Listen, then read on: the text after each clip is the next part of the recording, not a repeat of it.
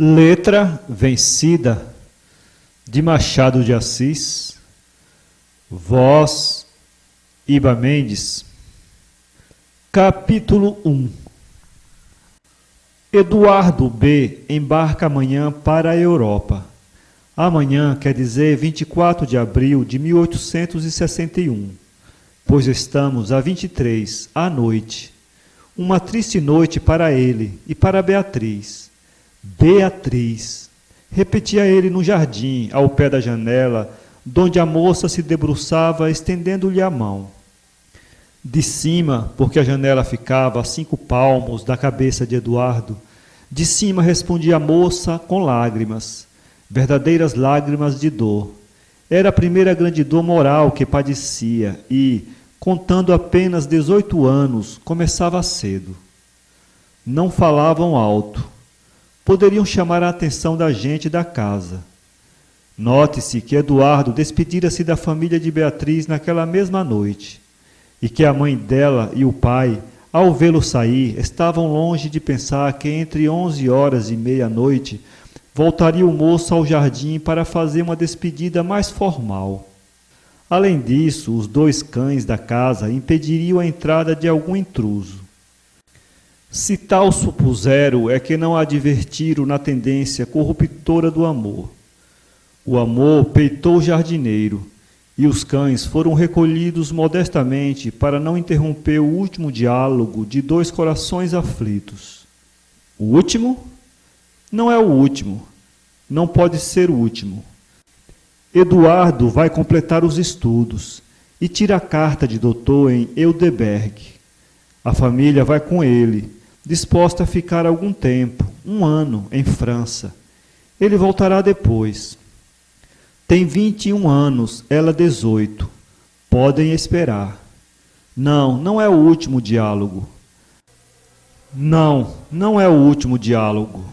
Basta ouvir os protestos que eles murmuram baixinho entre si e Deus, para crer que esses 2 corações podem ficar separados pelo mar, mas que o amor os uniu moralmente e eternamente. Eduardo jura que a levará consigo, que não pensará em outra coisa, que a amará sempre, sempre, sempre, de longe ou de perto, mais do que aos próprios pais. Adeus, Beatriz. Não vá já. Tinha batido 1h em alguns relógios da vizinhança, e esse golpe seco, soturno, pingando de pêndula em pêndula, advertiu ao moço de que era tempo de sair. Podiam ser descobertos. Mas ficou. Ela pediu-lhe que não fosse logo, e ele deixou-se estar, cozido à parede, com os pés num canteiro de murta e os olhos no peitoril da janela. Foi então que ela lhe desceu uma carta. Era a resposta de outra, em que ele lhe dava certas indicações necessárias à correspondência secreta, que iam continuar através do oceano. Ele insistiu verbalmente em algumas das recomendações. Ela pediu certos esclarecimentos. O diálogo interrompia-se. Os intervalos de silêncio eram suspirados e longos. Enfim, bateram 2 horas. Era o rouxinol? Era a cotovia? Romeu preparou-se para ir embora. Julieta pediu alguns minutos. O pai era comerciante rico. Ia passear alguns meses e fazer completar os estudos do filho em Heidelberg. Agora adeus, Beatriz. É preciso, murmurou ele dali a meia hora. Adeus. Jura que não se esquecerá de mim? Juro. E você?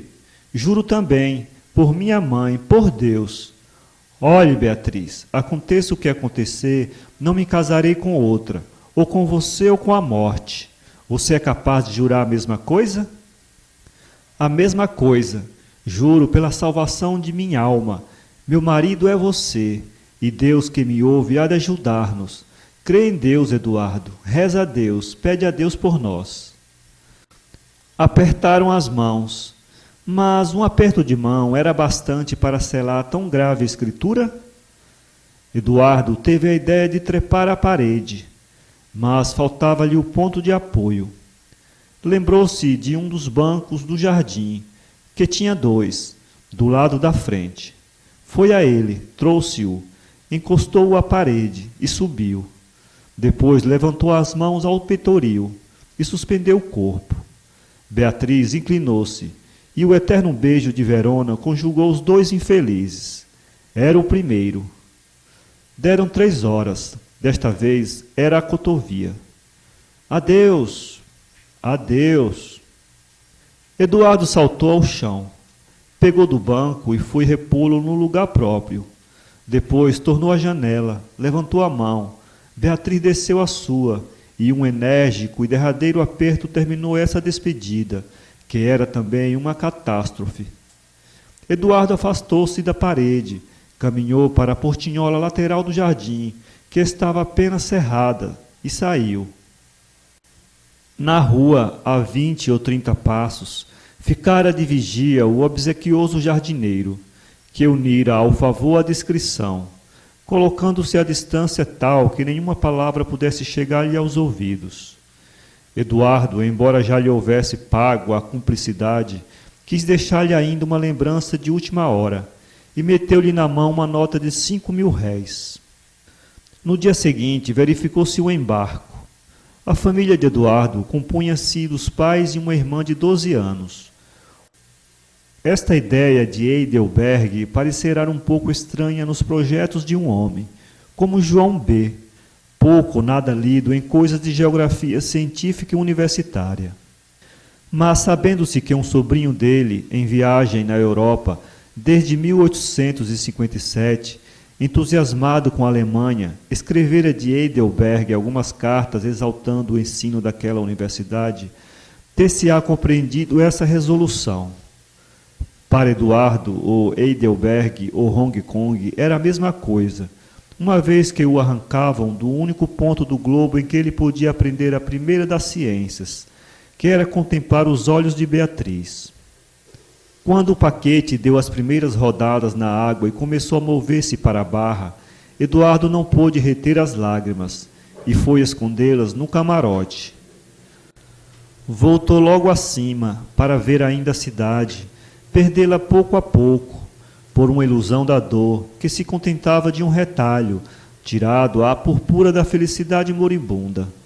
E a cidade, se tivesse olhos para vê-lo, podia também despedir-se dele com pesar e orgulho, pois era um esbelto rapaz, inteligente e bom.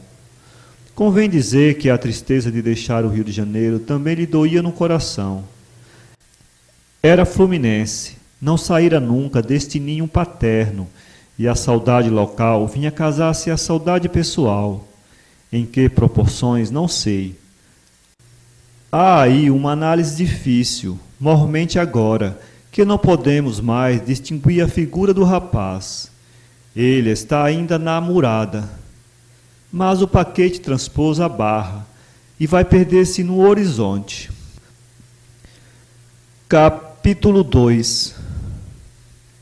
Para que hei de dizer que Beatriz deixou de dormir o resto da noite? Subentende-se que as últimas horas dessa triste noite de 23 de abril foram para ela de vigília e desespero. Direi somente que também foram de devoção. Beatriz, logo que Eduardo transpôs a porta do jardim, atirou-se à cama, soluçando e sufocando os soluços, para não ser ouvida. Quando a dor amorteceu um pouco, levantou-se e foi ao oratório de suas rezas noturnas e matinais. Ajoelhou-se e encomendou a Deus, não a felicidade, mas a consolação de ambos. Amanhã viu-a triste como a noite. O sol, na forma usual, mandou um dos seus raios mais julcundos e vivos ao rosto de Beatriz, que desta vez o recebeu sem ternura nem gratidão. De costume, ela dava a esse raio amado todas as expansões de uma alma nova. O sol, pasmado da indiferença, não interrompeu todavia o seu curso. Tinha outras Beatrizes que saudar, umas risonhas, outras lacrimosas, outras apáticas, mas todas Beatrizes. E lá se foi o D. João do Azul, espalhando no ar 1 milhão daquelas missivas radiosas. Não menos pasmada ficou a mãe ao almoço. Beatriz mal podia disfarçar os olhos cansados de chorar. E sorria, é verdade, mas um sorriso tão forçado, tão de obséquio e dissimulação, que realmente faria descobrir tudo, se desde alguns dias antes as maneiras de Beatriz não tivessem revelado tal ou qual alteração. A mãe supunha alguma moléstia. Agora, sobretudo, que os olhos da moça tinham um ar febril, pareceu-lhe que era caso de doença incubada. Beatriz, você não está boa, disse ela à mesa. Sinto-me assim, não sei como. Pois tome só chá. Vou mandar vir o doutor. Não é preciso. Se continuar amanhã, sim. Beatriz tomou chá, nada mais do que chá. Como não tinha vontade de outra coisa, tudo se combinou assim, e a hipótese da doença foi aparentemente confirmada. Ela aproveitou-se para meter-se no quarto o dia inteiro, falar pouco, não fazer toalete, etc. Não chamar o médico, mas ele veio por si mesmo, o tempo, que com uma de suas velhas porções abrandou a vivacidade da dor e tornou o organismo ao estado anterior, tendo demais uma saudade profunda e a imortal esperança. Realmente, só sendo imortal a esperança, pois tudo conspirava contra ela. Os pais de ambos os namorados tinham ao seu respeito projetos diferentes. O de Eduardo meditava para este a filha de um fazendeiro, seu amigo, moça prendada, capaz de o fazer feliz e digna de o ser também. E não meditava só consigo, porque o fazendeiro nutria iguais ideias. João B. chegara mesmo a insinuá-la ao filho, dizendo-lhe que na Europa iria vê-lo alguém que provavelmente o ajudaria a concluir os estudos. Este foi, com efeito, o plano dos dois pais. 6 meses depois, iria o fazendeiro com a família à Alemanha, onde casariam os filhos. Quanto ao pai de Beatriz, os seus projetos eram ainda mais definitivos, se é possível. Tratava de aliar a filha a um jovem político, moço de futuro e tão digno de ser marido de Beatriz, como a filha do fazendeiro era digna de ser mulher de Eduardo.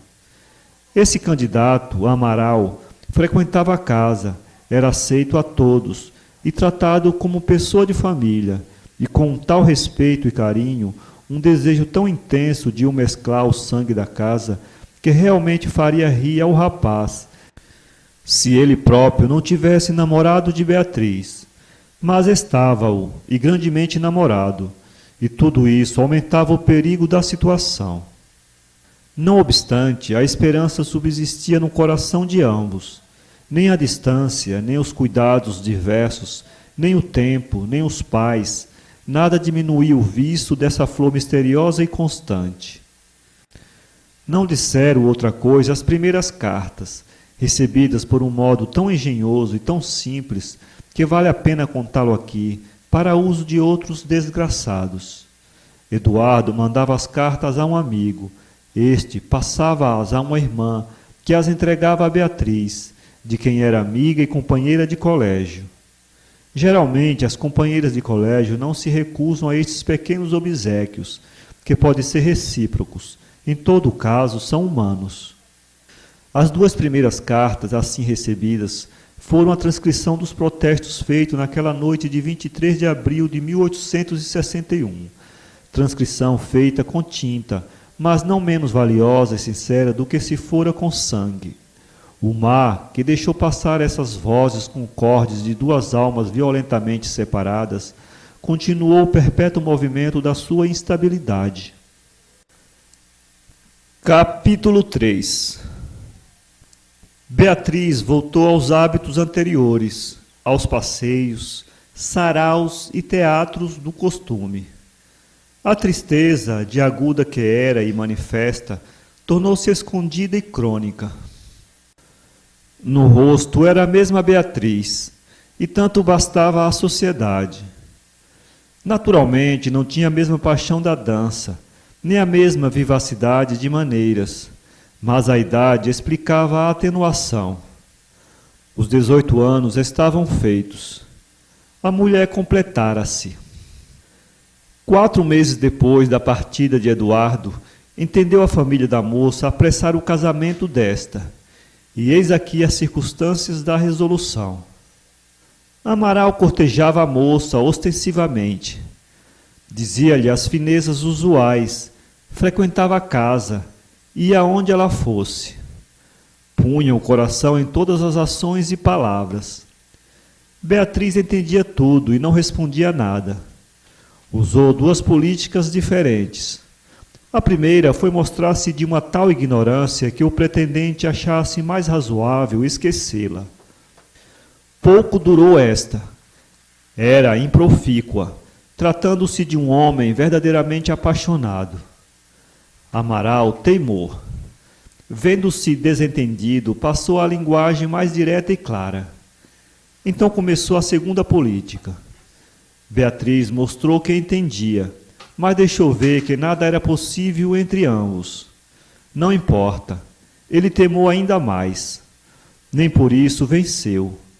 Foi então que o pai de Beatriz interveio.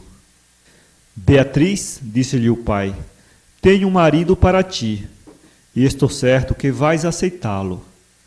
Papai, mas ainda que a princípio recuses, não por ser indigno de nós, não é indigno. Ao contrário, é pessoa muito respeitável. Mas, como ia dizendo, ainda que a tua primeira palavra seja contra o noivo, previno-te que é desejo meu e há de cumprir-se. Beatriz fez um movimento de cabeça, rápido, espantado. Não estava acostumada àquele modo, não esperava a intimação. Digo-te que é um moço sério e digno, repetiu. Que respondes? Nada. Aceitas então? Não, senhor. Desta vez foi o pai que teve um sobressalto. Não por causa da recusa, ele esperava-a e estava resolvido a vencê-la, segundo a avisou desde logo. Mas o que o espantou foi a prontidão da resposta. Não, disse ele daí a um instante. Não, senhor. Sabes o que estás dizendo? Sei, sim, senhor. Veremos se não, bradou o pai, levantando-se e batendo com a cadeira no chão. Veremos se não. Tem graça, não a mim. Quem sou eu? Não. E por que não? Naturalmente, anda aí algum petimetre, sem presente nem futuro, algum bailarino ou estafermo. Pois veremos. Ia de um lado para outro, metendo as mãos nas algibeiras da calça, tirando-as, passando-as pelos cabelos, abotoando e desabotoando o paletó, fora de si, irritado. Beatriz deixara-se estar sentada com os olhos no chão, tranquila, resoluta. Em certo momento, como o pai lhe parecesse exasperado demais, levantou-se e foi a ele para aquietá-lo um pouco. Mas ele repeliu-a. Vá-se embora, disse-lhe. Vá refletir no seu procedimento e volte quando estiver disposta a pedir-me perdão. Isso já, peço-lhe perdão já, papai. Não quis ofendê-lo, nunca o ofendi. Perdoe-me, vamos, perdoe-me. Mas recusas? Não posso aceitar. Sabes quem é? Sei, o doutor Amaral. Que tens contra ele? Nada, é um moço distinto. O pai passou a mão pelas barbas. Gostas de outro?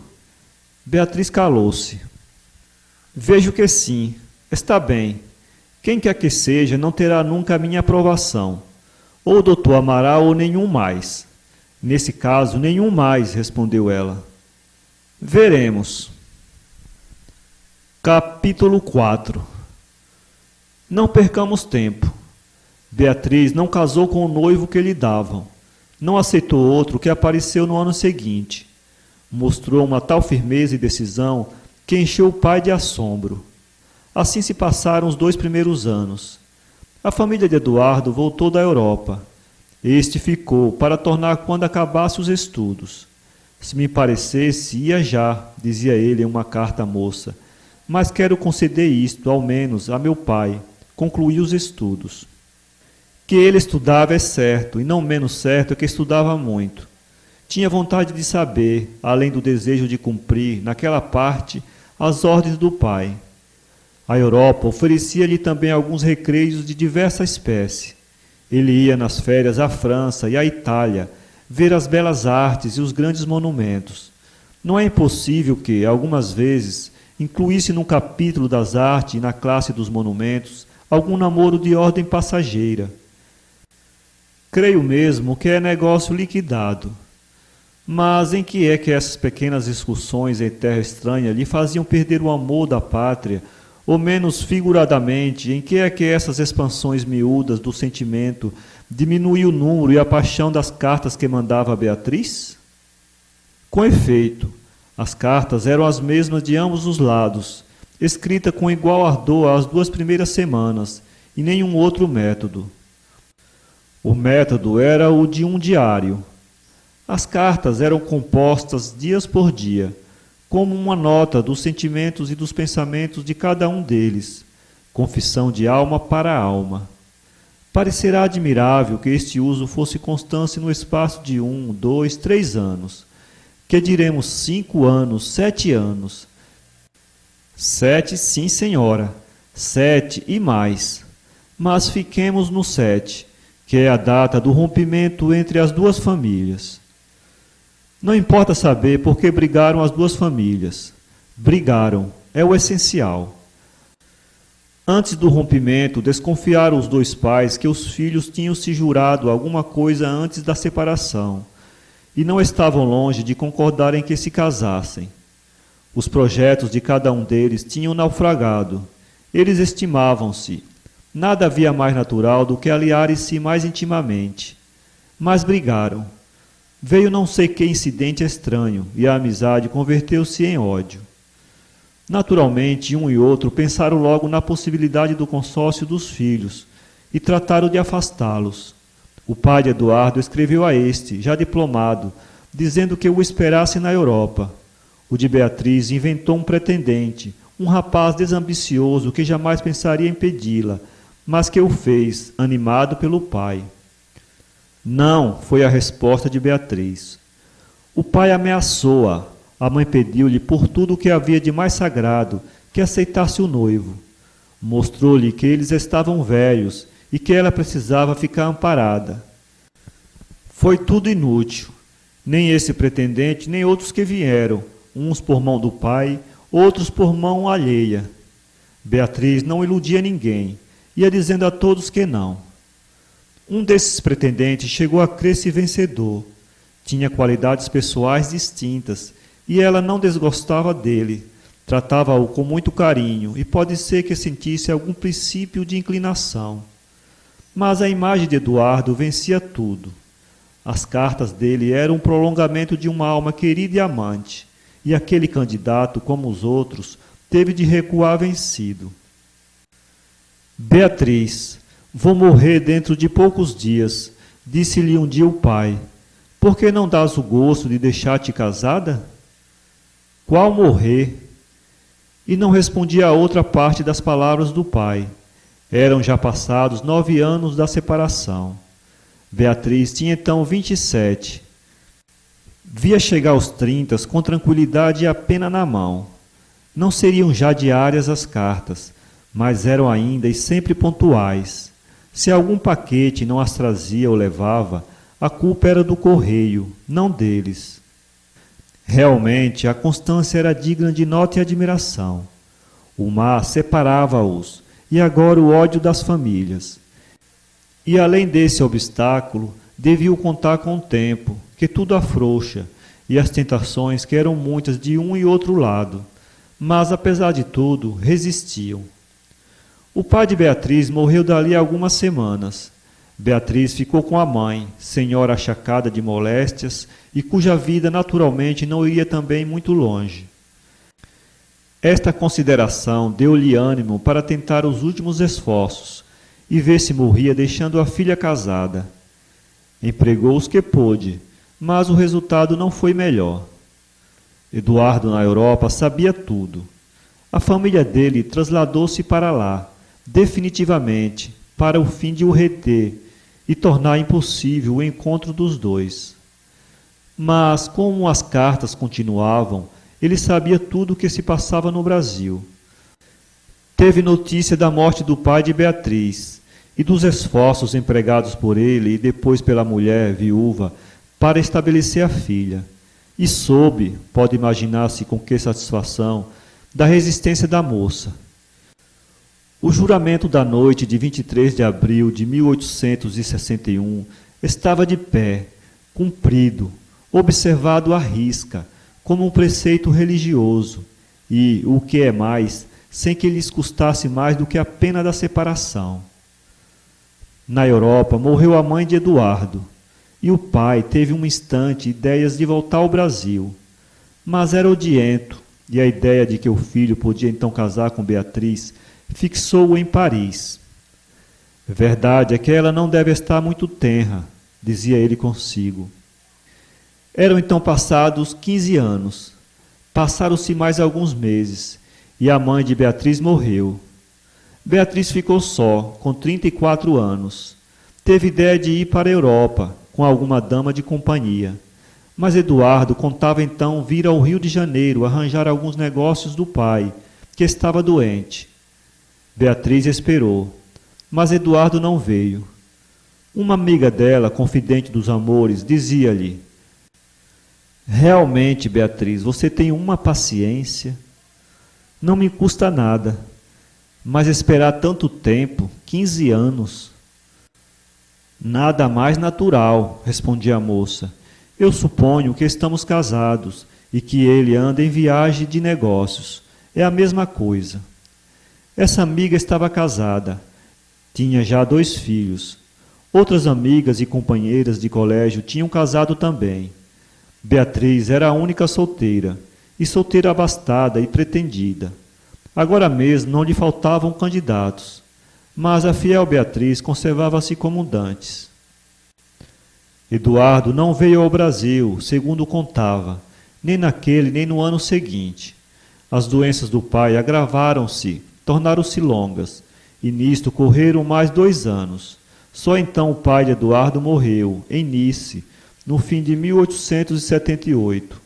O filho arranjou os primeiros negócios e embarcou para o Rio de Janeiro.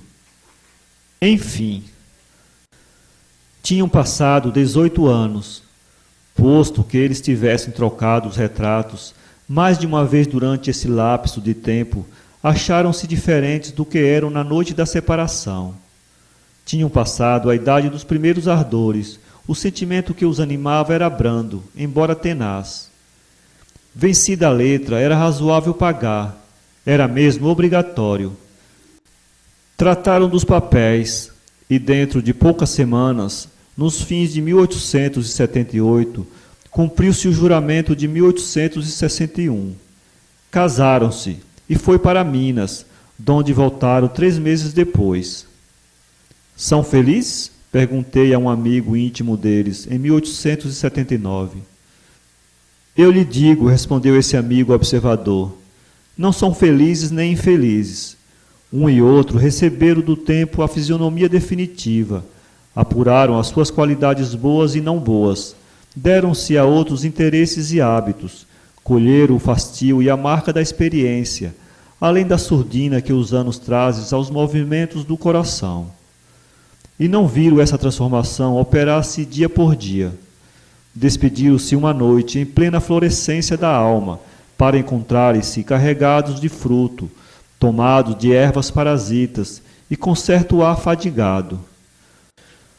Junte a isto o despeito de não achar o sonho de outrora e o de o não trazer consigo, pois cada um deles sente que não pode dar a espécie de cônjuge que, aliás, deseja achar no outro.